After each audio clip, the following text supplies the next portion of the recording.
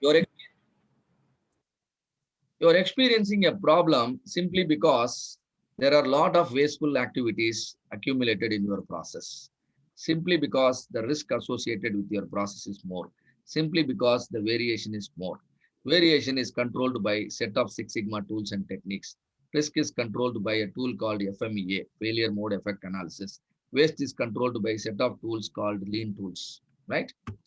So then, have you identified the potential X and the critical X? We'll see what is potential and what is critical in the next slide. Have you statistically validated root cause? A suspect will be considered innocent unless he is proved for his guiltiness. A factor is always considered a potential factor unless it is proved for its criticality. If you prove the criticality, then the factor is called critical factor. So statistical validation is important. Has the validated factor sufficient to produce the result? Is that the crime is done by a single criminal or a group of criminals are involved? Same way, whether the problem is happening in your company, is it because of a single factor or a group of factor? That is called sufficiency.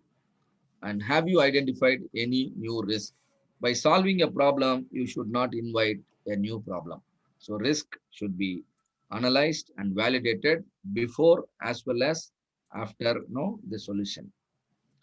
So let us do a little bit of analysis. I want all of you to participate now. Y equal to f of x is our problem solving strategy. Y is the result which we want to improve.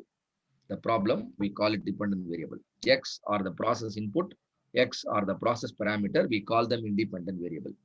Imagine you are the quality head for a chain of restaurants in India. There are 100 outlets. And now you are receiving lot of complaints about the quality of the coffee. And now tell me, what are the potential factors here? Do you understand the context? Your product is coffee. All of you are here in the meeting. X will be the taste of coffee. Yes. Tell me the X factors here. It will be taste of Coffee the powder, coffee. milk, Coffee powder, water. milk, water. Beautiful. So I have listed certain things. Milk, coffee powder, sugar, temperature, the vessel, many things, right? And now these are called potential factors. Do you all now understand the potential factors? Yes. X1, X2, X3, X4. Now, most of the complaints are about the strongness of the coffee. Whenever a strong coffee is ordered, your outlets are not giving coffee which is strong enough. Now, what is the critical factor? Tell me. Potential factors are there. Now, what is the critical factor which is leading to, which is affecting the strongness of the coffee? Coffee powder. Coffee Coffee powder. powder. Milk. You're right. Milk. You're right. You're right. The main thing is coffee powder. Of course, milk also has certain role, but the effect is more with the coffee powder. So we consider coffee powder as the critical factor. Now, do you know the relationship of coffee powder with the strongness of the coffee? If I increase coffee powder, what will happen to the strongness? Strongness will increase. Increase. Very good. So this is called positive correlation. When I increase my X, Y increases. This is called positive correlation. When suppose sometimes if your increase in X causes decrease in Y, that is called a negative correlation. Understanding the relationship of your X on Y is very important to arrive on the solution, right?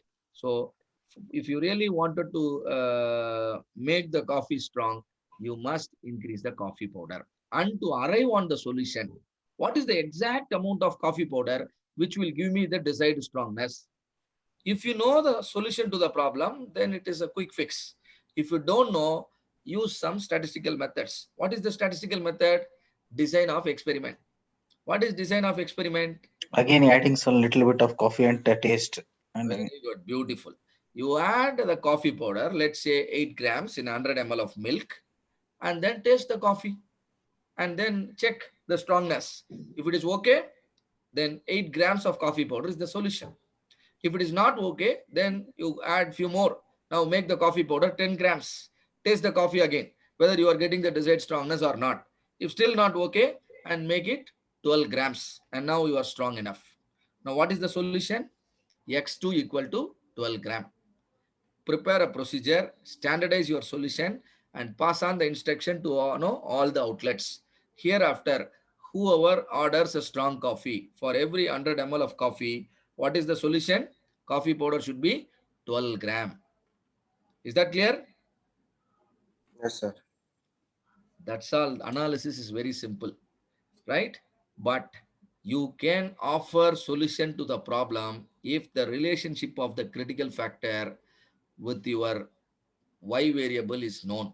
If the relationship is not known, that is where you all will struggle. Am I right?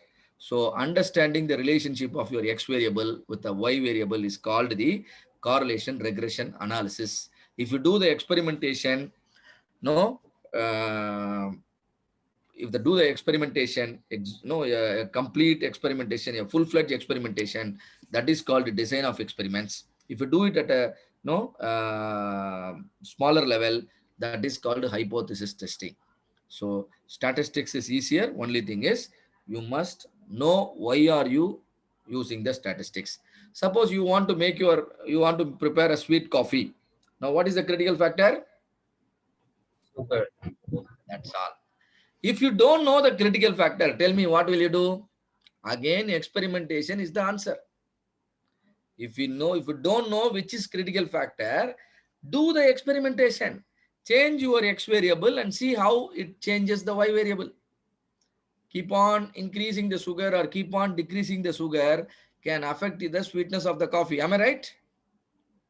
Same way for industrial problem also you can do it. Now, your industrial problem is like this. Imagine you are manufacturing concrete blocks and now your problem is compressive strength. What is Y? Compressive strength. Now, can you tell me the X variable here, the potential factor? Compressive strength. No, Y variable is compressive strength. I am asking about the X variable now. Compressive strength of your concrete block depends on X1, X2, X3. What are the X1, X2, X3? Why is it compressive strength?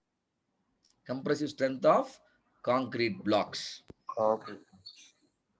Compressive strength of maybe your steel rod. So there are certain tools by which you can figure out everything statistically. But however, process knowledge is important. Coffee making, all of you are very thorough. All of you are experts in making coffee. So you told me very clearly. Similarly, you all should be experts in your business process also. Then only you can list out this. Similarly, your cutting tools are wearing very fast. Now wear rate is your Y variable. And now your boiler thermal efficiency is very low. Now thermal efficiency is your Y variable. Same approach. And what are the potential factor? What are the critical factor? What is the relationship of the critical factor with the Y variable? Now solution evolves, right? So this is how you must analyze.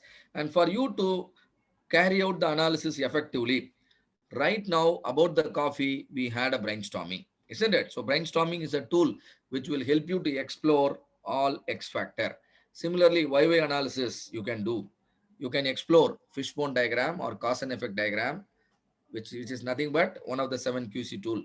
Value stream mapping, an improved version of your process flow chart. FMEA, failure mode and effect analysis. Hypothesis testing, a shorter version of designed experiment is hypothesis testing. There are several tests exist. All of them are easy to learn and easy to practice. Correlation and regression, checking the relationship. Checking the relationship. Imagine two people are walking together. Whether the two people who are walking together, they have a relationship or not. That is called correlation.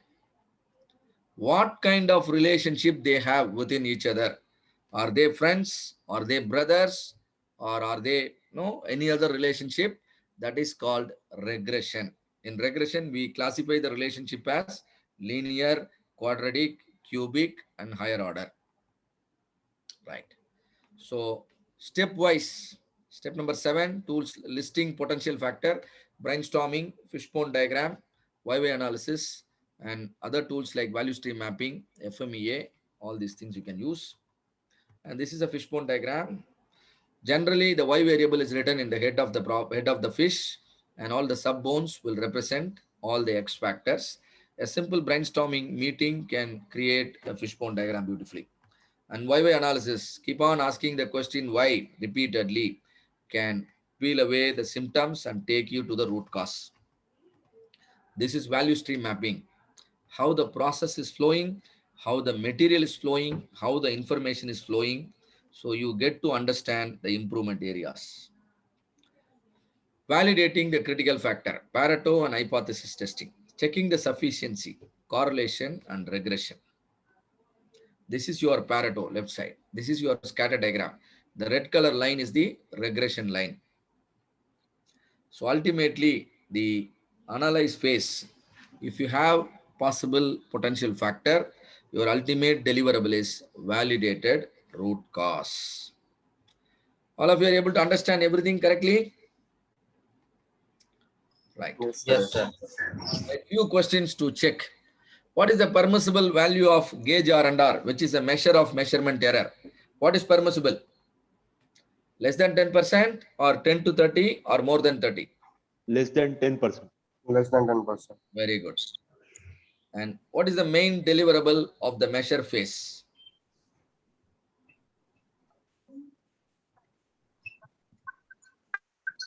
Baseline performance, right?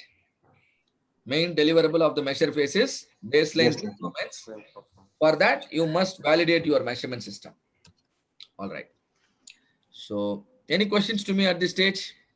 Now, I want to move to the last topic, helping you understand the meaning of Six Sigma.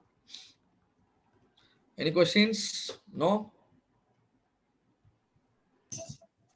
No, sir. Very good. Just a minute. So I want all of you to be more interactive for the last 20 minutes.